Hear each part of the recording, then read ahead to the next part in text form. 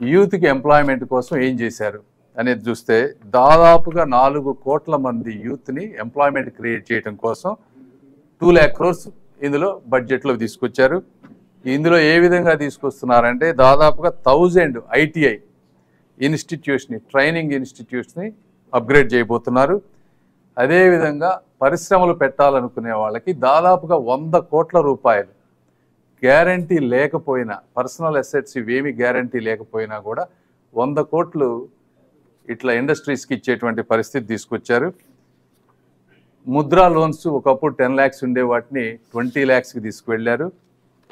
అదేవిధంగా యూత్కి ఎక్స్పీరియన్స్ రావటం కోసం టాప్ 500 కంపెనీస్లో ఇంటర్న్షిప్ 1 year ఫ్రీగా, అంటే ఎవ్రీ మంత్ ఒక 5,000 రూపీస్, ఇనిషియల్గా ఒక 6,000 రూపీస్ ఇచ్చే విధంగా ఒక 500 కంపెనీస్లో ఇంటర్న్షిప్ అవకాశాలు ఈ విధంగా యువతకు తీసుకురావటం. అదేవిధంగా మీరు ఇండస్ట్రీస్ తీసుకుంటే 100 మేజర్ సిటీస్లో ఇండస్ట్రియల్ పార్క్స్ బిల్డ్ చేయాలని చూస్తూ ఉన్నారు ఈ బడ్జెట్లో. అదేవిధంగా 12 నేషనల్ ఇండస్ట్రియల్ కారిడార్స్ పెడతా ఉన్నారు. అందులో 2 ఆంధ్రప్రదేశ్కు రాబోతా ఉన్నాయి, తర్వాత ఎక్స్ప్లెయిన్ చేస్తాను. ఈ విధంగా యూత్ని, ఎంప్లాయ్మెంట్ని క్రియేట్ చేసే విధంగా ఒక ఆలోచన, మేజర్ ఆలోచన చేశారు. రెండోది, పేదవారికి ఏ విధంగా మంచి జరుగుతూ ఉంది అంటే గ్రామాల్లో దాదాపుగా 25,000 గ్రామాలు ఇంకా రోడ్లు లేని ప్రాంతాల్లో రోడ్లు వేసే విధానం ఒకటి. అదేవిధంగా కరెంటు బిల్లులు, ఈ రోజున కరెంటు బిల్లులు చాలామందికి భారంగా అయిపోయినాయి. ముఖ్యంగా ఆంధ్ర రాష్ట్రం లాంటి ప్లేసుల్లో సోలార్ పవర్ సబ్సిడీస్ తోటి దాదాపుగా 1 కోటి మందికి 300 యూనిట్లు ఆల్మోస్ట్ ఫ్రీగా వచ్చే విధమైనటువంటి పథకాన్ని ప్రవేశపెట్టారు. 1 కోటి మందికి ఇది చేస్తే ఆల్మోస్ట్ 1.28 crores అప్లికేషన్స్ వచ్చినాయి. అంటే ఈ పథకం ఎంత మంచి పథకం కూడా మీరు అందరూ ఒకసారి ఆలోచించాలి. అదేవిధంగా ఆల్రెడీ లాస్ట్ 5 సంవత్సరాల్లో 5 సంవత్సరాల్లో 3 కోట్ల ఇళ్ళు కట్టారు. మళ్ళీ ఇప్పుడు నెక్స్ట్ 5 yearsలో 2 కోట్ల rural housing, 1 crore urban housing, అంటే దాదాపుగా మరో 3 కోట్ల ఇళ్ళు కొన్ని లక్షల కోట్లతో ఈ బడ్జెట్లో తీసుకొచ్చినటువంటి విధానం ఒకటి ఉంది. అదేవిధంగా మేజర్ సిటీస్ అన్నిట్లో కూడా వాటర్కి కానీ, డ్రైనేజ్కి కానీ, solid waste management, sewerage treatment ఎలా చేయాలనేది అర్బన్ డెవలప్మెంట్లో తీసుకొచ్చారు. ఇవన్నీ కూడా ఇండివిజువల్గా ప్రతి రాష్ట్రానికి కూడా మంచి జరుగుతాయి. అదేవిధంగా మీరు పూర్వోదయ పథకం, అంటే పూర్వోదయ అంటే ఈస్టర్న్ స్టేట్స్, జనరల్గా ఈస్టర్న్ స్టేట్స్లో ఎప్పుడు ఆంధ్రప్రదేశ్ ఉండేది కాదు, అలాంటిది ఈ రోజున ఆంధ్రప్రదేశ్ను కూడా అందులో తీసుకొచ్చారు. మరి థర్డ్ మెయిన్ ఇంపార్టెంట్ ఏంటంటే ఫార్మర్స్కి ఈల్డ్ వచ్చేటువంటి క్రాప్స్ అనేవి తక్కువగా ఉన్నాయి. ఒక రీసెర్చ్కి ప్రయారిటీ చేసి అన్ని రకాల వాతావరణాన్ని అనుకూలంగా తట్టుకునేటువంటి వంగడాలను కానీ దాదాపుగా 109 వాటిని అందుబాటులోకి తీసుకొచ్చే ఒక మంచి ప్రణాళికను తీసుకొచ్చారు. దీనివల్ల రైతుల ఆదాయం పెరుగుతుంది. అదేవిధంగా ఇప్పుడు ఆంధ్రప్రదేశ్ తీసుకుంటే మీరు ష్రింప్ అనేది మనం ఆల్మోస్ట్ ఒక మేజర్ ఇండస్ట్రీ మనకు ఆంధ్ర, ఒక IT ఎలా, ఒక ఫార్మా ఎలానో ష్రింప్ కూడా ఈరోజు ఆంధ్రప్రదేశ్ మొత్తం కూడా తీసుకునేటువంటి పరిస్థితి. దాంట్లో నాబార్డ్ ద్వారా కొంత మనకి లోన్స్ తీసుకొచ్చి దాన్ని నెక్స్ట్ లెవెల్కి తీసుకెళ్ళి ఆల్మోస్ట్ మోనోపలైజ్ చేసే విధంగా మనకు మంచి బెనిఫిట్ జరుగుతూ ఉంది. ఇవి ఒక మేజర్ ఇష్యూస్, సెంట్రల్ గవర్నమెంట్ తీసుకున్నటువంటి బడ్జెట్ ఇష్యూస్. మరి ఆంధ్ర రాష్ట్రానికి తీసుకుంటే మీరు, ఆంధ్ర రాష్ట్రం ఎలక్షన్ ముందు కూడా చెప్పాం, ఏపీ అంటే చంద్రబాబు నాయుడు గారికి కానీ మనకి కానీ ఇంకెవరికైనా కూడా ఏ అంటే అమరావతి, పి అంటే పోలవరం.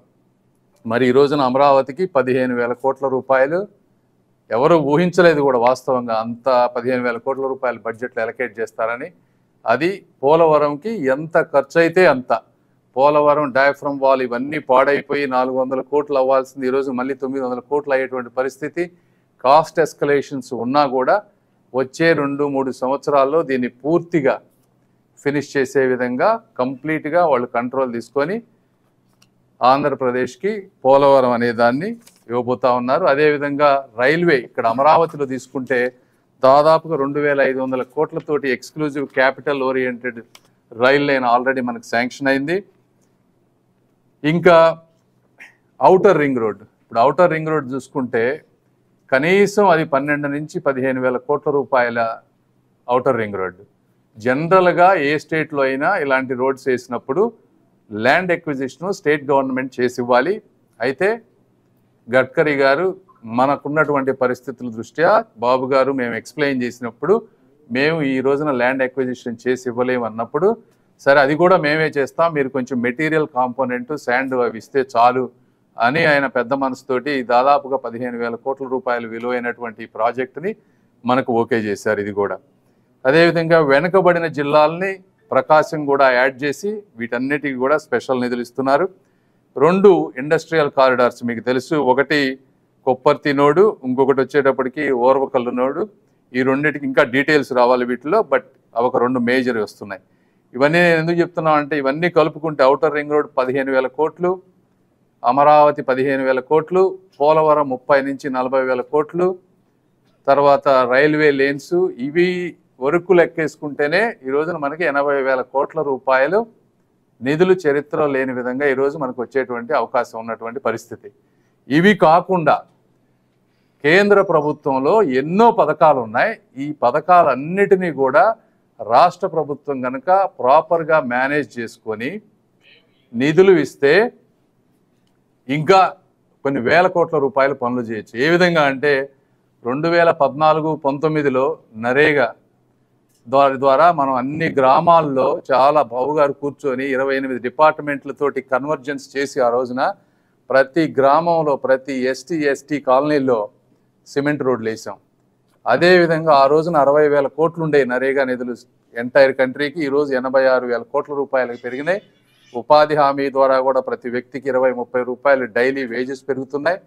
దాన్ని మనం వాడుకొని ప్రతి గ్రామాల్లో డ్రైనేజీలు కానీ, లేకపోతే ఇంకక్కడ మిగిలిపోయిన సిమెంట్ రోడ్లు కానీ, లేకపోతే కమ్యూనిటీ హాల్స్ కానీ ఎన్నో చేసుకునే అవకాశం ఉంటుంది. అదే కాకుండా ఇప్పుడు ఆయుష్మాన్ భారత్ అని ఉంది. ఈ ఆయుష్మాన్ భారత్ అనేది ఇది అందరూ వినాల్సింది, తెలుసుకోవాల్సింది. ప్రతి వ్యక్తికి కూడా 5 లక్షల రూపాయలు హాస్పిటల్కి వెళ్తే సెంట్రల్ గవర్నమెంట్ స్కీమ్ ద్వారా ఇన్సూరెన్స్ లాగా వాళ్ళకి మనీ వస్తుంది. ఈ కార్డులు ప్రతి ఒక్కరికి చేరాలి. ఎందుకంటే మా గుంటూరు పార్లమెంట్లోనే చూస్తే 3 లక్షల కుటుంబాలు ఎలిజిబుల్ అయితే కేవలం 28,000 కార్డులు మాత్రం ఇప్పటివరకు ఇచ్చారు. మేము ప్రతి ఒక్కరికి ఈ జిల్లానే కాదు అన్ని జిల్లాల్లో ప్రజలను కోరుకునేది ఏంటంటే మీరు ఆయుష్మాన్ భారత్లో రిజిస్టర్ అయ్యి ఆ కార్డ్స్ తీసుకొని 5 లక్షల రూపాయల వరకు మీరు ఆరోగ్యశ్రీ లాగా వాడుకోవచ్చు. దానివల్ల హాస్పిటల్స్ బాగుంటాయి, ఇండస్ట్రీస్ బాగుంటాయి, మీ ఆరోగ్యం కూడా బాగుంటుంది. ఎందుకంటే అక్కడక్కడ ఆరోగ్యశ్రీకి ఈరోజు డబ్బులు లేనటువంటి పరిస్థితి, హాస్పిటల్స్కి బిల్లులు రావడం లేదు, పేషెంట్లకు వెళ్తే కనుక వాళ్ళకి ట్రీట్మెంట్స్ కూడా జరగనటువంటి పరిస్థితి. ఇవి కాకుండా ఇంకా జల్ జీవన్ మిషన్లో రాష్ట్రానికి దాదాపుగా 14,000 కోట్ల రూపాయలు అలకేట్ చేస్తే జగన్మోహన్ రెడ్డి గారు 2,000 కోట్ల రూపాయలు మ్యాచింగ్ గ్రాంట్ వాడి చేసుకున్నారు. 12,000 కోట్లు వదిలిపెట్టేశారు. ప్రతి ఇంటికి కూడా కుళాయి వచ్చేటువంటి పరిస్థితి. ఇవి కూడా రాష్ట్ర ప్రభుత్వం కనుక మనం చేసుకోగలిగితే, ఇలా అమృత్ పథకం, ఇలా చాలా పథకాలు ఉన్నాయి. ఇవన్నీ అడిషనల్, మనం చెప్పుకున్న 80,000 కోట్లు కాకుండా ఇవన్నీ కూడా అడిషనల్ బెనిఫిట్స్. ఇవన్నిటినీ చంద్రబాబు నాయుడు గారు కానీ పవన్ కళ్యాణ్ గారు కానీ కూటమి ప్రభుత్వం సమర్థవంతంగా ఇమీడియట్గా కాకపోయినా 1-2 సంవత్సరాల్లో అన్ని సెట్ చేసుకొని అన్ని పథకాలు వాడుకొని ఈ రాష్ట్రాన్ని కనీ విని విరగని రీతిలో అభివృద్ధి చేస్తామని తెలుపుకుంటూ ఈ అవకాశం ఇచ్చిన మీరందరికీ కూడా కృతజ్ఞతలు తెలుపుకుంటున్నాను. Thank you. Guntur Bibinagar సంబంధించి రైల్వే లైన్ ఇప్పుడు దాదాపు 236 కిలోమీటర్లు, అక్కడ దాదాపు 49,000 ఎకరాలను భూసేకరణ చేయాల్సిన అవసరం ఉంది. ఈ నేపథ్యంలో కొంతమంది రైతులు కూడా నష్టపోతున్నారు, కొంతమంది కూడా నష్టపోయే అవకాశం ఉంది. వాళ్ళతో సత్సంబంధాలు కొనసాగించి మాట్లాడే అవకాశం ఉందా? డెఫినెట్గా ఎక్కడైనా సరే ఏ ప్రాజెక్ట్ చేయాలన్నా కూడా అక్కడ ఉన్నటువంటి వ్యక్తులు ఇబ్బంది పడకూడదు. ఎప్పుడు డెఫినెట్గా అందరితోటి మాట్లాడి వర్క్ చేసి కోఆర్డినేట్ చేసి చేస్తాం ఏది చేసినా కూడా. అంటే రైల్వే అంటే మెయిన్ ఇంపార్టెంట్గా గుంటూరు జిల్లాకి ఇంత ప్రాముఖ్యమైనది, దాదాపు 49,000 ఎకరాలు కావాల్సింది. ఇప్పటికే గెజెట్ కూడా విడుదల చేసింది. 30 రోజుల్లో మాత్రం సమయం ఉంది. ఈ సమయంలో కలెక్టర్ గారు వర్క్ చేస్తున్నారు. కలెక్టర్ గారితో ఆల్రెడీ మాట్లాడుతూ ఉన్నారు. కలెక్టర్ గారు చూసి ఎక్కడెక్కడ ఇష్యూస్ ఉన్నాయో చూసి మీరు అన్నట్టు ఈజీ అని కాదు, but we will work it out.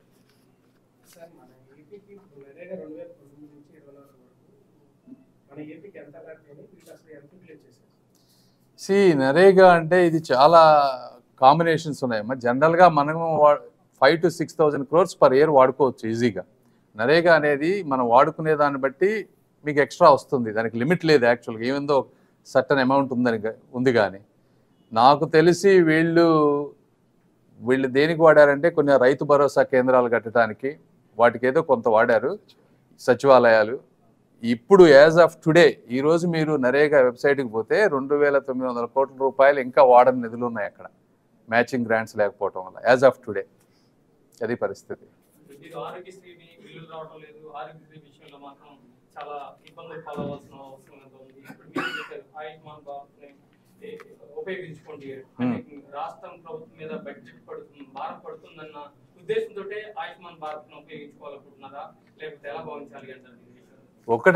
ఒకటి 5 లక్షల రూపాయలు సెంట్రల్ గవర్నమెంట్ ఫండ్ వస్తున్నప్పుడు ఇది ప్రతి పేదవాడికి చెందాల్సింది. అసలు చాలా మందికి ఇది ఉందని కూడా తెలియదు. ఎందుకంటే జగన్మోహన్ రెడ్డి గారు రాజకీయాలు వాళ్ళ పేర్లు ఉండాలని తప్పించి ప్రజలకు ఉపయోగపడే చూడాలి. ఇక్కడ ఇండస్ట్రీ ఈ రోజున ఏ డాక్టర్స్ మాట్లాడినా వాళ్ళు ఇబ్బంది పడతా ఉన్నారు. హాస్పిటల్ మా బిల్లులు ఎందుకు పే చేయరు వీళ్ళు? కరెక్ట్గా వాళ్ళందరినీ పెట్టుకుంటే అందరూ విన్ విన్ సిచ్యువేషన్ కదా. పేషెంట్కి ఉపయోగం ఉంటుంది, రాష్ట్ర ప్రభుత్వానికి కొంత భారం తగ్గుతుంది, అందరి హాస్పిటల్స్ బాగుపడతాయి, అందరికీ ఉపయోగపడేటువంటి పరిస్థితి కదా ఇది.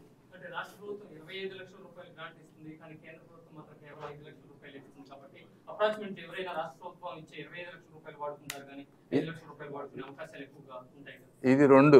ఒకటి నేను చెప్తా 50 లక్షలు ఇస్తాను ఉండాలి కదా నా దగ్గర డబ్బులు, అది ఒకటి నంబర్ 1.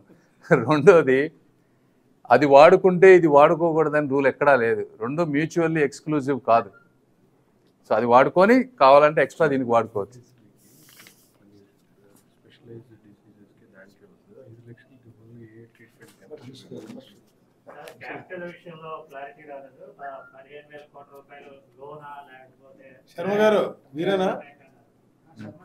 ఒకటి ఈ రాష్ట్రం ఫస్ట్ ఆఫ్ ఆల్ మీరు అనుకున్నట్టే అప్పు అనుకోండి, మీరు అనుకున్నట్టే, మీరైతే కామెంట్ చేయాలి కాబట్టి చేస్తారు సరే అనుకోండి అలానే, అది కూడా ఇచ్చేటువంటి పరిస్థితి లేదు బయట, నంబర్ 1.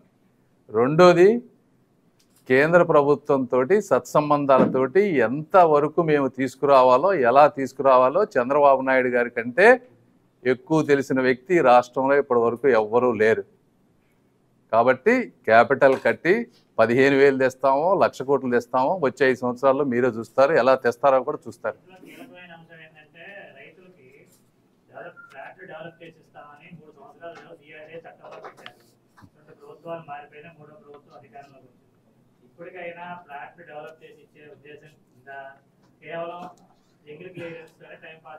రెండు ప్రభుత్వాలు మారలేదు, ఒక ప్రభుత్వమే మారింది. ఈ రెండవ ప్రభుత్వాన్ని ఎవరు ప్రభుత్వం అనుకోవట్లేదు. ఓకే, మేము వచ్చిన తర్వాత తప్పకుండా ఇవన్నీ 1 by 1 యుద్ధ ప్రాతిపదికన జరుగుతాయి. 5 సంవత్సరాలు మీరు ఖాళీగా ఉన్నారు కదా, ఏ రోజున పోయి అడిగారా ఆయన్ని? ఆయన ఏం అడగరు, మీతో మాట్లాడే వాళ్ళు ఉండరు, మిమ్మల్ని రానివ్వరు. మీకు మేము ఇంత చేస్తా ఉంటే నెక్స్ట్ ఇంకేమైనా ఉన్నాయా?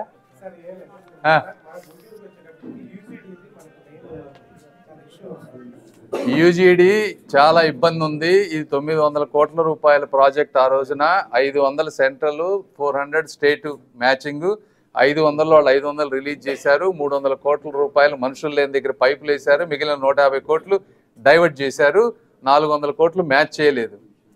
This is the situation. Narayana గారితో కూడా నిన్న మాట్లాడాం. యాజ్ సూన్ యాజ్ డబ్బులు వచ్చిన వెంటనే ఇది ఎలా చేయాలి, ఎలా మ్యాచ్ చేయాలి అనే ఆలోచనతోనే ఉన్నాం. 5 ఏళ్ళు ఈ అయిపోయే లోపు అయితే ఇటు పరిస్థితుల్లో చేస్తాం. 1 yearలో చేస్తామా 2 yearsలో చేస్తాం అనేది ఫైనాన్షియల్ రీసోర్సెస్ ఎలకేషన్ బట్టి చేస్తాం.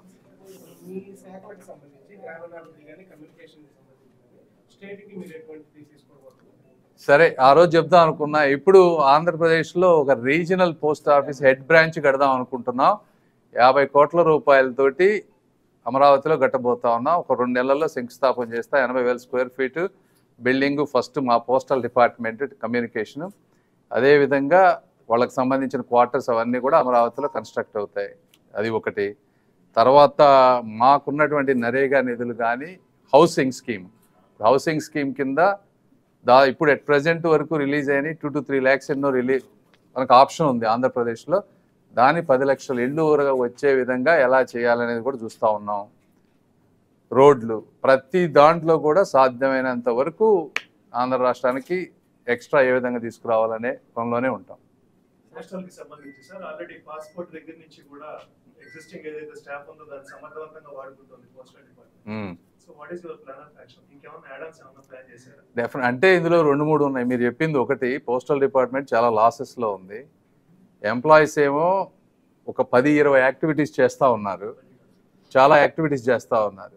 ఇవి చాలా వాటిలో సోషల్ సర్వీస్ బేసిస్ మీద గవర్నమెంట్ మ్యాండేటెడ్, కొన్ని ఇన్కమ్ జనరేట్ అయ్యేవి, కొన్ని అవుట్ సైడ్ ప్రైవేట్ పార్టీకి సంబంధించి. ఇవన్నిటిని ప్రయారిటైజ్ చేసుకొని అసలు వీళ్ళు ఏం చేయాలి, ఏది చేస్తే మనకి ఈల్డ్ వస్తుంది, ఇవన్నీ రివ్యూస్ జరుగుతూ ఉన్నాయి.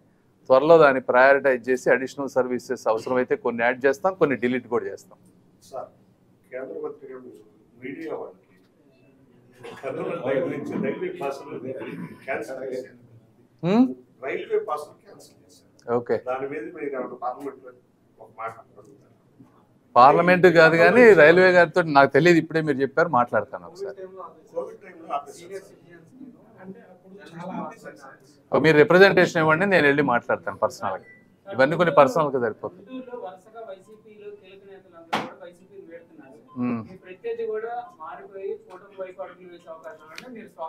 ఇది కేంద్ర బడ్జెట్కి సంబంధించిన విషయం అమ్మా, రాజకీయాలు.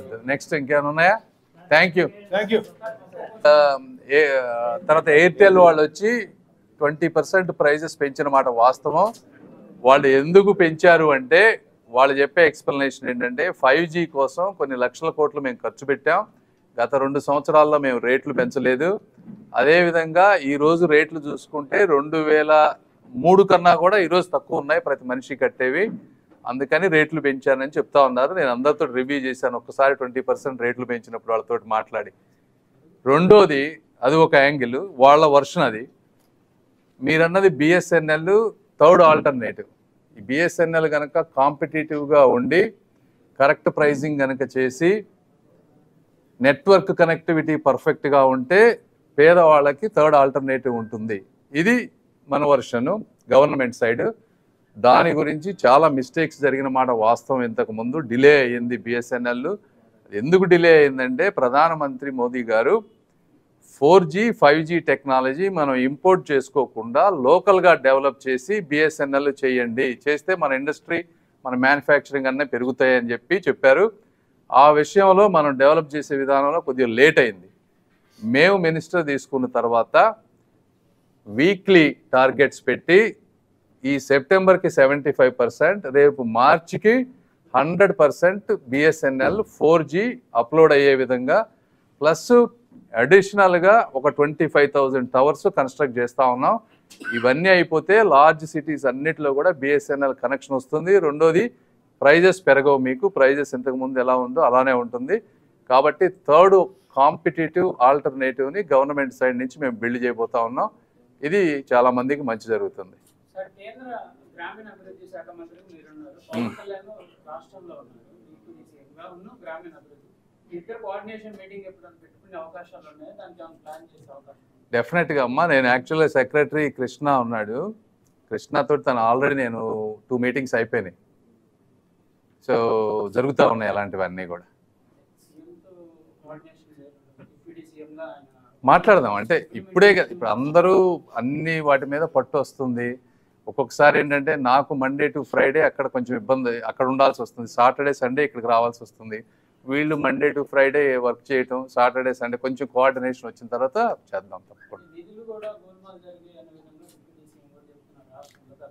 అన్ని ప్రాంతాల్లో గోల్మాలు జరిగినాయి, ఏమేమి జరగాలి అన్నీ జరిగినాయి, అవన్నీ వస్తాయి 1 by 1. Okay, thank you.